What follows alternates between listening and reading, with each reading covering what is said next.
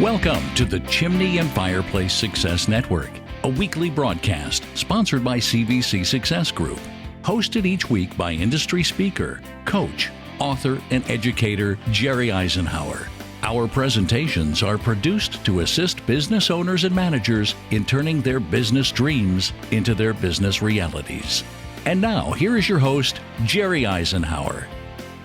And I want to welcome you once again to another episode of the Chimney and Fireplace Success Network. This will be episode number 76, and we'll talk about the episode in just a minute. But just keep in mind, every episode of the Chimney and Fireplace Success Network is sponsored by CVC Success Group. If you haven't taken a look at all the offerings we have to help you turn your business dreams into your business realities, look us up on the web.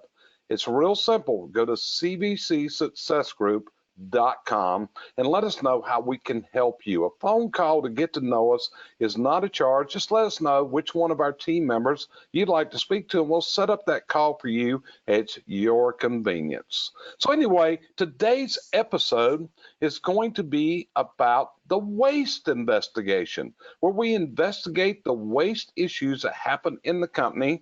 And actually, the person that's going to be speaking has a great term on this called the Post Mortem inspection. And today, I'm welcoming back a CVC team member, Brandi Biswell. So, Brandi, you out there ready to rock and roll today? I am. Thanks for having me on. Hey, man, there's nothing better. I love the conversation. You and I have some of the greatest conversations in the world, and we really discuss a lot of deep things. But over the past couple of weeks, with one of our clients, you brought up the post-mortem inspection, and this made so much sense. So let's start out a little bit. This is what we're going to call the waste investigation process, which you call the post-mortem. So let's start out. Tell everybody where you got the idea of the post-mortem from, and what does this mean? Yeah, so a post-mortem, everyone thinks of that term and they think like, oh, this is something we do like during an autopsy, or something like hospitals look at after a patient dies and they're in their morbidity and mortality reviews. When actually the term is used quite often in business and the military. The military will do this to relay to their soldiers on the battlefield what's going on. So it's actually used quite frequently. I think the thing that people have trouble with is the term post-mortem. But when you look in the Webster Dictionary, post-mortem, it says refers to the examination, investigation, or process that takes place after death. Well, when we have a big event in our businesses or something that has caused us thousands of dollars in waste, it is dead. So we have to investigate how do we keep that from happening again. Yeah. If you look, go ahead. Well, what I was getting ready to say was, in the work that we do in the chimney world, this is also often referred to as forensics. In fact, we have something that's called a forensic engineer. And what the forensic engineer is done is he is charged with reconstructing the event to come up and trace cause to effect. So all these terms are used in this because that's what you're doing. We're finding out we had a loss and we had a profit killer, we had a mistake, we had an upset customer, whatever, and we're tracing it all the way back to what caused this event. Would you agree with that? I agree. Yeah. I was going to tell you, vocabulary.com describes it as something that occurs after the completion of a project or the end of something. Could even be like a business venture. So maybe like a partnership that didn't go well, and now you have to investigate why didn't that go well so you don't make the same mistakes in the future. And if you don't like the term post-mortem, you can give it any name you want. People call it incident reviews. They call it after action reviews. Give it any name you want. The name doesn't matter so much as the process that you're going to follow. Does that make sense? Makes 100% sense. And as you were talking, all of a sudden it hit me. That's what you're doing every time an employee fails. What you've got to do is do this cause to effect. And what was the cause of that employee failure? Was it training? Was it leadership? Was it their behavior patterns? Was it that they were hired for a job they didn't fit into? So I see this post-mortem being an excellent process that we would use in many facets of the business. Absolutely. Absolutely. So tell me this. Let's start out here. So we've had a waste factor, we've had a mistake, an upset customer, a hiring failure, whatever the case is, and we have to make this decision that we're going to have to invest some time doing this post-mortem investigation. So how do we do this? Yeah, so there's three ways that you can do it. And really, what I recommend is you may want to wait until the emotions have calmed down. So this isn't something that we had an event happen today and now we want to do this post-mortem 2 hours later. This is something we may want to wait 2 or 3 days, maybe even a week, so that everybody's emotions are calmed down. Because Jerry, you hear me talk all the time. We have to take the emotion out of it. We have to look at the facts. There can't be emotions involved because we're not going to get anywhere in our investigation. And so ideally, I like to see it done in person. And so you are calling every single person to the table that was involved in the incident and getting everybody in a big room where you can gather everybody's insights and facts. We have to stick to the facts. Now, some people say, well, we don't have time for that, or, our technicians come in at a different time than the office staff and they need to be out in their trucks, so we don't have time for that. If you can't make time to do it in person, then one of the things you can do is you can hand everybody paperwork that has the steps and have them fill out the events in like a narration, just like you would do if they are filling out like a incident, if a ladder fell over or they broke their iPad. You have them fill out an incident report. It's much like that. They're narrating their recall of the events and how they happened and what part they played in those events. Or lastly, if that's not going to work, you can just have one person that you assign to the investigation that's head of the investigation, and they can go around and interview each person that was involved and get their take on what happened. The important thing is we have to involve every single person, right down from the person that, let's say it's something out in the field that went wrong. We have to start at the very beginning when that customer first called in and scheduled, all the way to the very end of the event. And you have to bring every single person in there. So we're not just interviewing the people that were there on that day when something went wrong. We have to look at every single step in the process. So I have an 11-step process that kind of laid out that are the steps that you want to go through when you're doing this, regardless of how you're doing it. The process is the same. So would you like me to tell you those steps, Jerry? I would love to hear this, but I'm going to ask a question. In order to do this, you've got to have the documentation process working through the company. Because often I hear you do this, Brandi, when you're conducting one of these with one of our clients, one of the things you're asking for is, I want to hear the call recording of when the customer called in. So if you don't have the systems, this is going to show you where your systems are missing of how to do this. Would that be a good assumption on my part?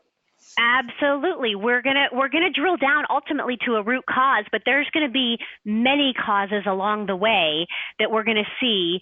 Anytime a mistake happens, and we've talked about this before, there's usually a series of events or a series of people involved that could have prevented it getting to the last step where the massive event occurred. So, we installed the wrong unit or we installed a chase stop on the wrong house. There were a lot of people involved before we ever got to that point, and a lot of events that occurred. So if you don't have your calls recorded, that's going to come up during the investigation as, well, that's something we're missing that maybe we need to put into place. So if I make the following statement, in participating with these, at times, does it feel to you like it does to me that we're actually going through a comedy of errors here? Absolutely. Yeah, absolutely. And you have to gather all the documentation, which we're going to get into, because what we find when we're doing it with our clients is we'll ask for documentation and we'll get half of it. And there's always more. But until you learn the process, you don't realize every last bit of documentation is so important in the process. Sounds good. Let's keep going. And if you listen in, guys, because she's getting ready to tell you the exact process to follow. So, hey, stop the tape if you need to, and get out some notes, and let's make a plan to how to put this into action. Yeah, so the first thing we want to do is we want to lay out some ground rules, right? Because what happens is now maybe we've given it a week and the emotions have calmed down, but everybody starts to take this investigation personally. And so their emotions start to get high again. So we want to lay some ground rules that there's going to be no arguing, there's going to be no blaming. We're going to give each person a chance to tell their facts without being interrupted. So in other words, if I'm telling my part of the story of when I scheduled the chase top, the technician's not going to interrupt me and say, well, but. They're going to be silent and let me give my facts about what happened, my part in it. They have to stick to the facts, no assumptions. The second thing we want to do is reinforce that this isn't really about the people in the room. At the end of the day, the mistakes happened. We can't go back and make it right now. We're going to make it right going forward. This isn't to lay blame on anybody. There's a whole nother process for that. We're not here to lay blame. We're here to decide how do we prevent this from happening in the future. So we have to reinforce that it's not about anybody in the room. It's not about a specific person. This is about an event that occurred, and we have to now dissect it so that it does not happen again in the future.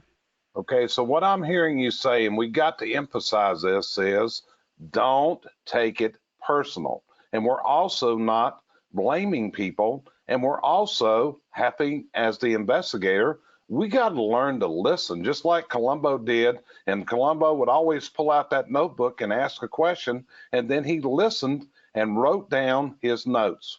Am I right? Absolutely, yeah. So we want to let everybody know why they're gathered in the room if we're doing it in person. Why are we here today, and what are we discussing? What was the event that occurred? And then we want to create a timeline from, again, the very start. I can't stress that enough, all the way to the finish. So we're creating a timeline of all the events that led up to whatever the mistake was. So we want to identify each area where a breakdown in communication occurred.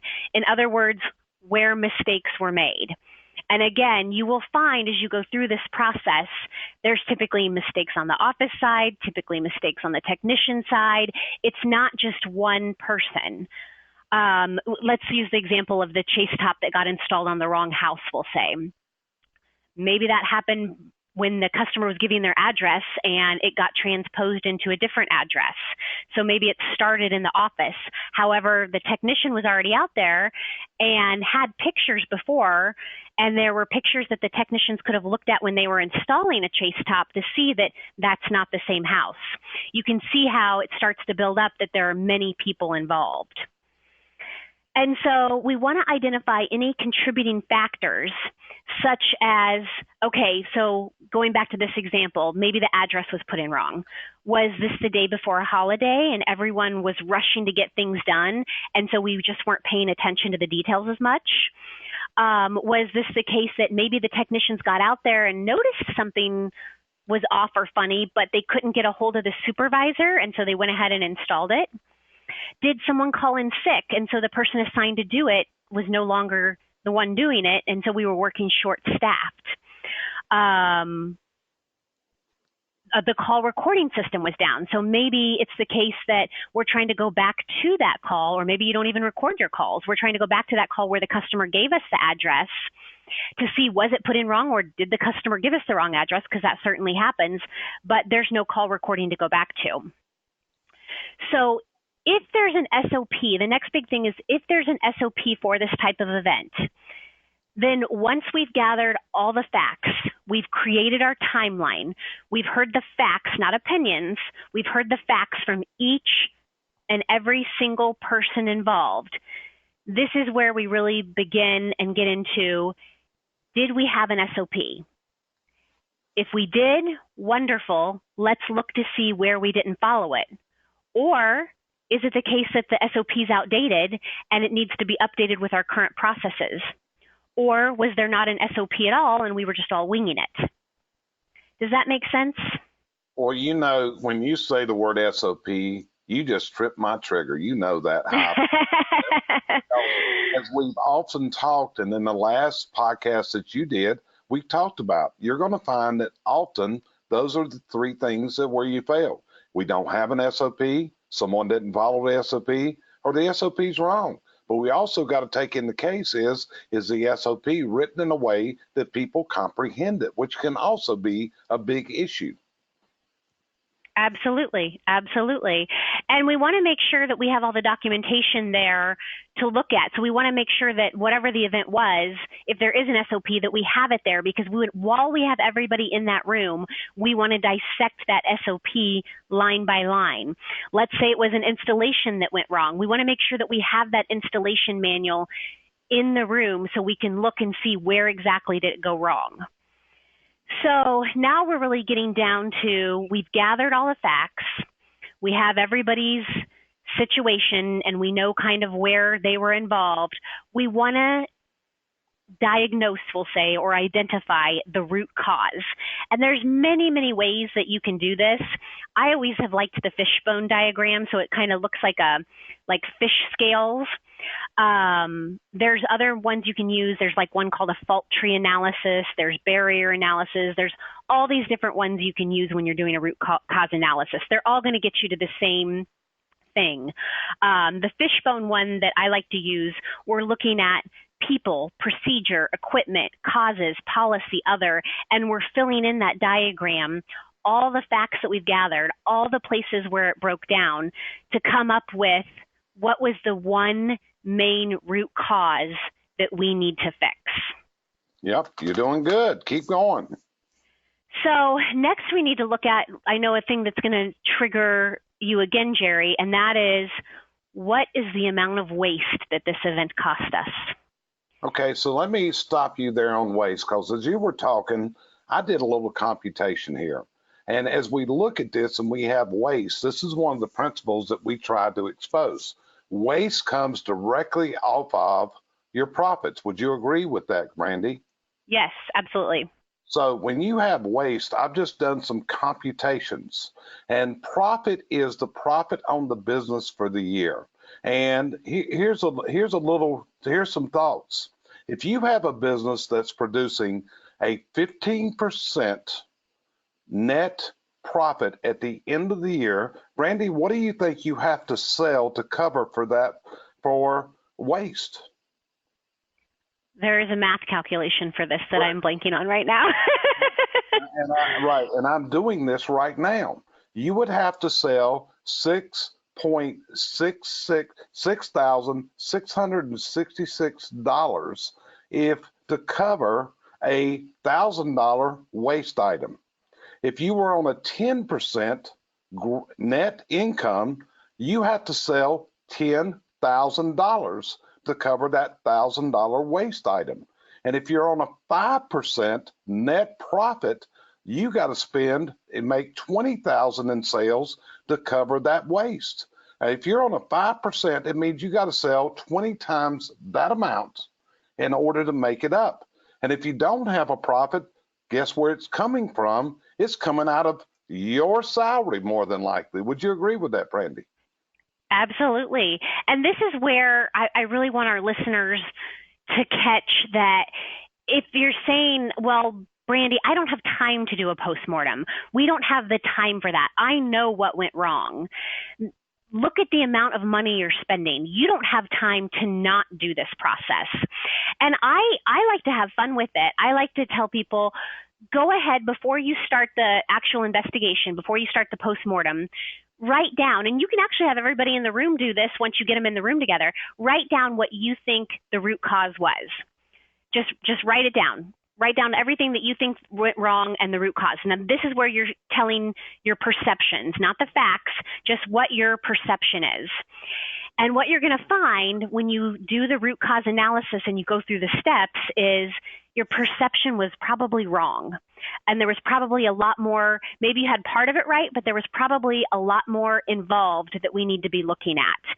So it is worth, when you look at the amount of money you're wasting when an event occurs, it is so worth it to go through this process and go through the steps in detail so that we fix it and it does not happen again.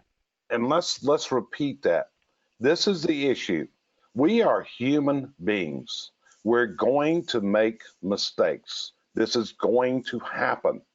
But the really crazy, insane side is making it more than once. When we make a mistake should be a learning experience where we come up with a resolution and a fix that we never repeat that mistake again. I mean, if you've ever been, if you're going to walk into a pit of snakes, you better be prepared to not get snake bit. And that's what happens. People get snake bit over and over. And since you've come to work with us at CBC Success Group, do you see that happening with the clients that you're working with?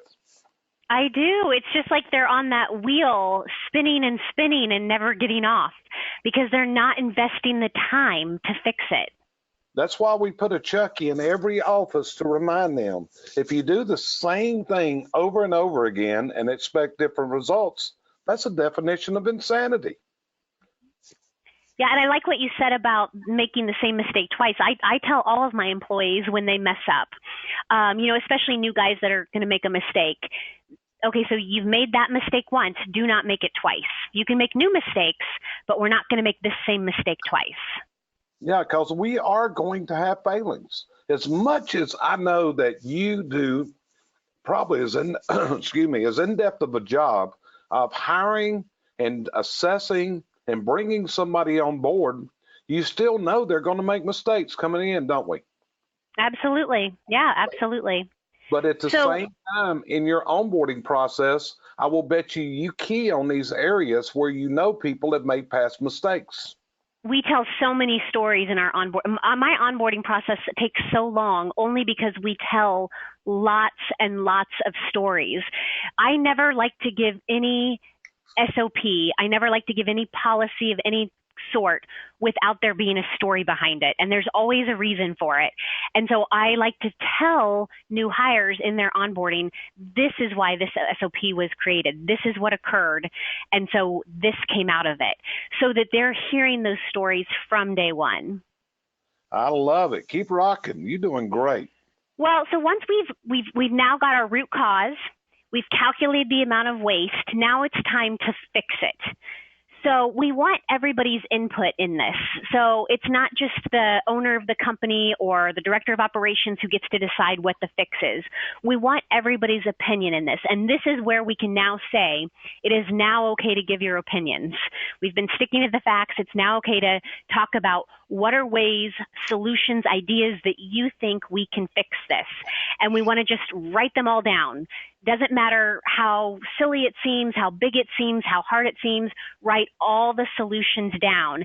And then we want to analyze and see what is going to be our solution. And again, it may be such a thing that there are many different solutions put in place because we've now identified many different ways where our communication broke down. So it may not just be one thing. And then once we've got our solution and we've created our process or fixed our SOP, now we can celebrate because we are not going to have this event occur again. And celebration is vastly important. And as you went through this last bit, I'm going to tell you another process that you're describing. I just did a tidbit on this. In fact, we'll do a future podcast on this, and we're doing some courses on it on our Basecamp platform. And this is also what's called in Lean Kaizen. Do you know what Kaizen is, Brandi? I've seen your slides on it. I've seen some information that you've put out there about it, but it was new to me before I had seen your information on it. Okay, this is one of the things that the Toyota production system and Lean teaches is Kaizen, which is a Japanese word. And in a Kaizen meeting, what you're doing, or a Kaizen event, you're doing exactly what you're describing here, which is you collect the data. You get it out, you understand all the background. That's your investigation, okay? The next thing is the person that's facilitating the resolution calls a Kaizen event and says, okay, Brandi, we're going to meet at 10 a.m. on Monday morning, and we're going to be done by 11, and the only thing we're going to talk about is this problem. And at the end of this meeting, this event, we're going to come up with a solution. That's what you've just described. So in a way, what you're describing here is a part of Lean operating systems. And under Lean, Kaizen is what it's referred to. Does that make sense? It does. I like it. Yeah, so actually what you're teaching here is used by major corporations around the world, such as, let's give an example. Toyota is a Japanese company, and they are recognized as one of the leanest systems in the world. They each have, which is called the Toyota Production System. So let's take Toyota as an example. Do you remember when Toyota had a brake issue that caused some fatalities, Brandi? I do not recall that, but tell me more. Okay, so several years ago, there was an issue with brake systems, and most companies at that point would rise up real fast and start defending themselves. What Toyota did was they sunk down and they decided that we got to come up with a resolution. They didn't panic. It's the same situation right now that Boeing is going through with their 737 MAX planes, because this is a gigantic issue for Boeing, because there's planes parked around the world, and Boeing is hurting severely from this, and they're not coming up with a solution to this, and people are going to start wanting their money back for these airplanes that Boeing sold them. Yeah, and they're delayed even longer. I heard when I was on a Southwest flight recently, I think they were saying originally they had expected them all to be back in service by the holidays, and now they're saying it's going to be spring at least, and it could be longer. Not only that, Brandi, but you fly Southwest a lot that has 737s. And I fly American that has some 737s. And when I sit down at a 737 and see that on that manual in that seat back, it's like, whoa, am I in a 737 MAX? I'm getting off this plane, because this is what can happen if we don't take care of these problems. Our customers go away. Is this making sense? It makes perfect sense to me. I hope our audience, I hope it's making sense to them. I hope as our audience is listening to this that they're thinking about something that's happened recently in their company where they could use this process to come up with solutions. Right. Let's deal with this a little deeper. In today's world, Brandi, do you have more customers than you have business? I have more customers than I have like technicians and people that can get to them. Is that what you mean? I'm talking about, do you have people that call you that want you there tomorrow and you can't get there? Yes, I do. This time of year especially. Correct. But as a rule, this is a result of a bull economy that we're in right now. People have expendable income. Do you agree with that? They do. What do you think it's going to be like when this economy were to crash and you don't have this influx of customers like this, where you've got to dig to get every single customer, because now people don't have the expendable income? See, this is what people got to do now. They got to work on the business now when business is good, because the economy history of our country says this economy cannot last. This economy, by any prognosticator, says it's going to drop. We have been through the longest period of growth of the economy this country has ever seen right now. We are at the brink of things could change radically. And this could change from economic concerns. This could change from green concerns. I mean, there is movements afoot right now to abolish the use of natural gas as a fuel, movements to abolish wood as a fuel. What would this do to your business, Brandi, if that hit Kansas City? Oh, it would cripple it. It would cripple it. And that's why we have to make sure that the waste that we have currently in our company, that we're eradicating it, so that when that time comes, or if that time comes, we can put maybe new services into place, whatever we need to do to stay in business and stay afloat. Right. So the systems we're talking about here, yeah, they're going to take some time. And it falls under the classic Michael Gerber advice of the EMyth, which was a book that changed my whole philosophy on doing business some years ago, which is, folks, you can't just work in the business. You have got to back off, and someone has to work on the business. And this is part of working on the business. You agree, Brandi? I do, absolutely. So let me ask you this. We got people out there listening, and if they tell you, I don't have time to do that crap, I just don't have the ability to do it. What would you tell them, Brandi? Well, it just goes back to what we just talked about. You don't have time to not do it. You don't have time to not fix your waste, or you're just going to have that Groundhog Day over and over again. So you can't afford not to fix it. So let's make a little look at waste, okay? Brandi, you know that I've been in a lot of businesses in my career as a coach. Would you agree with that? I agree. Do you agree I see things that most people don't even see it right in front of them? Yes. And waste is one of them. And this is a true fact. I often see companies that their gross income, over 10% of that goes into the garbage can in the form of waste. And I want everybody thinking about that. I want you to look at your gross numbers for the year as you're finishing up the year. And you look at this. And if you imagine, and let's just take a figure, let's say that your gross income was $1 million. How do you feel about throwing $150,000 into the trash can? Or if it's at $2 million, how do you feel about throwing that amount of money away, of 10 to 15% of your earnings going in the trash can? Brandi, would you agree that's happening? Oh, I agree. We see it every day, and that is a huge, huge amount of waste.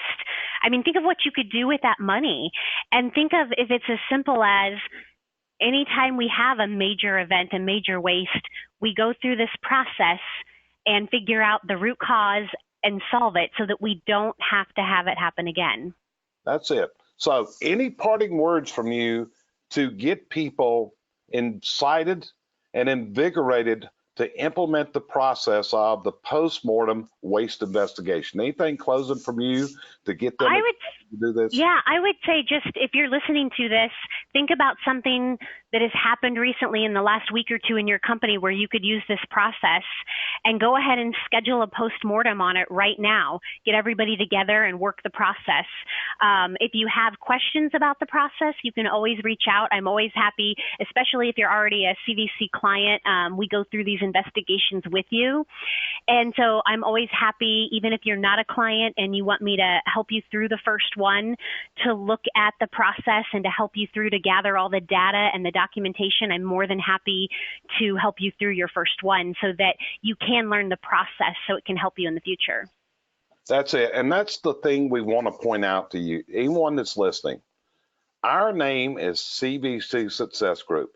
And this is a team of people that I have hand selected to be on this team. And what we've tried to provide to you is what we call subject matter experts. Yes, do we charge fees for our services? Yes. But on the other side of the coin, I want everyone to understand this. Any of us will set up a phone call with you at your convenience, where you tell us what your problems are. Because more than likely, we have faced this and we have a process that can fix it. That's the value that we want to share with you. As we went through the course of this business that we built, we have seen problems. And Brandi, you're a resource person that I brought in because you bring subject matter expertise in areas to help clients. The same with Cheryl. We saw that people had a hard time hiring. So, Brandi, let me ask you this. Have you ever seen anyone that has dug as deep into behavior assessment and how to hire people than yourself and Cheryl? No, I'm going to give all the props to Cheryl because she has taught me so much about DISC and about really digging into people's qualities and their values that are going to either make them better suited for a technician or better suited for a leadership position. So I give all the props to her. I have learned so much from her in these behavioral assessments, and really just the ways where we can vet the people that we're hiring so that they have the perfect place in our company and they're not in the wrong seat on the bus. Right, and that's the continuing education we do of our own workforce. Like Cheryl, right now, we went into checking out a new way to check behavior, and it's called a color assessment. And this is one of the things that Cheryl's going through about 60 hours of training right now in how to administer color and then how to debrief on this to tell us more. And this has been amazing because you had taught colors for years, and I sent you this the other week about, and we gave you another assessment to take, and what it asked you was all kinds of questions about your childhood. And all of a sudden it came up, and we looked at ourselves and we're all reds. And when I sent it to you, you said, hey, I don't even have red on the one we've been using. Right. So that's what Cheryl's going through right now. Again, what it's all about is where we can serve the needs of our clients to the highest level possible. That's what we do. And we feel we have set up a group of people that can fulfill all of your needs, no matter what they are in business. You agree with that, Brandi? I do, especially now that you've brought Donovan on and he's doing the ride-alongs. I think we've got all the bases covered. And like you said, we each have our own specific subject matter, so we're not overlapping.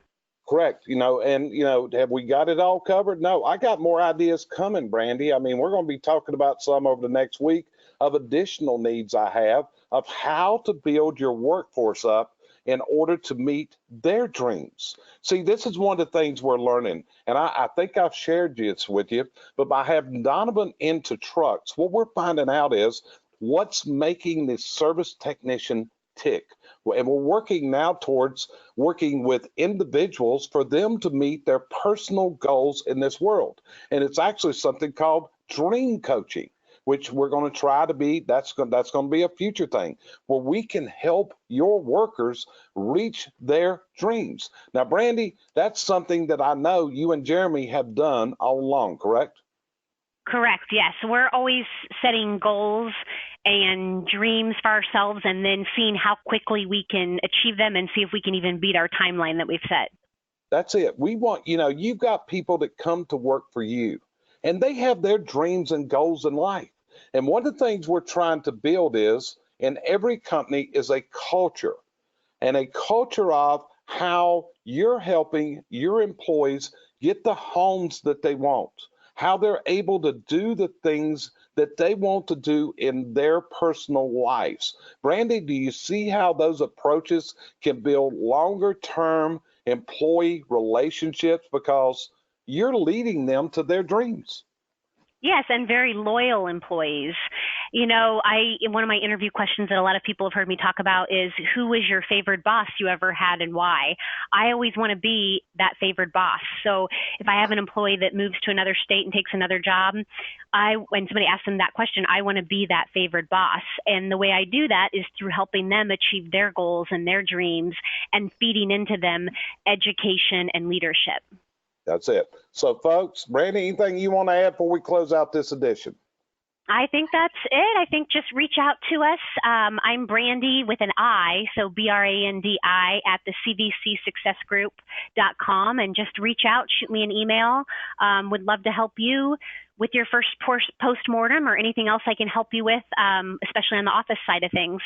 Yeah, and don't forget, guys and gals, she produces a lot of training onto our CVC Basecamp. I mean, this is one of the most phenomenal tools that you can put to work. As far as we're concerned, we are setting the standard of excellence in education to the chimney, venting, and hearth industries. Our platform has additions made sometimes daily. We actually build training programs on request from our clients, and they're really amazed. They'll call us one day and say, hey, can you do a training on this? And they look on their platform later that day, and lo and behold, that training's sitting there ready for them to play tomorrow morning at their morning meeting. And I can assure you, there is no other educational platform in existence that reacts with the quality of the programming that we do to deliver to our clients and our subscribers at a very low cost. So check us out,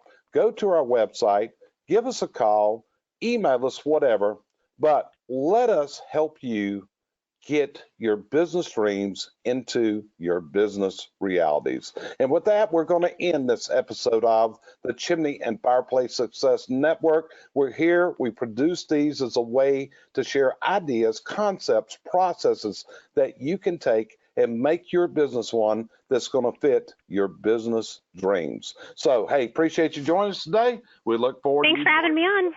Hey, you're always welcome. You know that.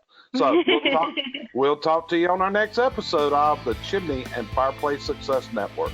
Thanks for joining us here each week at the Chimney and Fireplace Success Network, sponsored by CVC Success Group, providing you the coaching and educational outreach services you need to move to your dream destination in business and in life.